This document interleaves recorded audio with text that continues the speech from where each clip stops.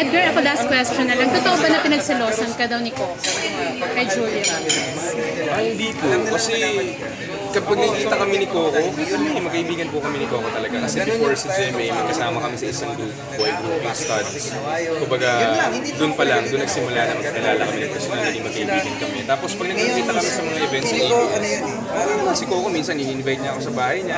Yun na lang, sakto, may taping, ganyan. So minsan sa hirap din ang schedule, di ba? So hindi lang kami nagkakatubag. Pero hindi totoo yun. Hindi totoo na pinagselosan ako ni Coco Martin. At hindi totoong selosa siya? At hindi. Kasi kung seloso naman if ever si Coco, hindi ko makakausap si Julia off-cam, di ba? Hindi ko siya makakasabay kumain.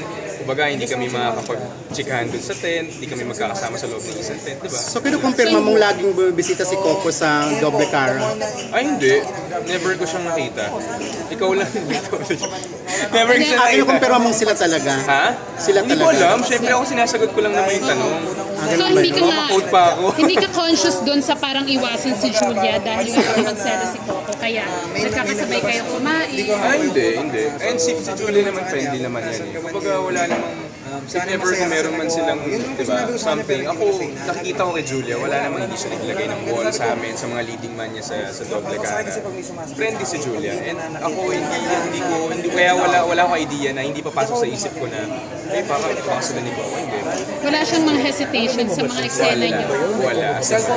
Open si As in all Julia. out. Open si Julia. Wala siyang nirequest sa director na hindi pwede to. Siguro, para lang sa kanya, para lang sa pagiging babae yan. Yun lang siguro yung masasabi ko na baka ni-request na ganito. Pero never siyang Dry kissing scenes? walang yakap. Yeah.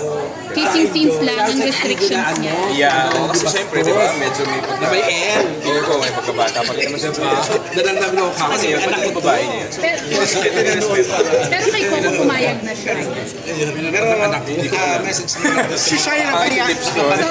So hindi ka na ano doon? Hindi, wala. Wala, nirespeto ko yun. link pa kayo niya. Si Shia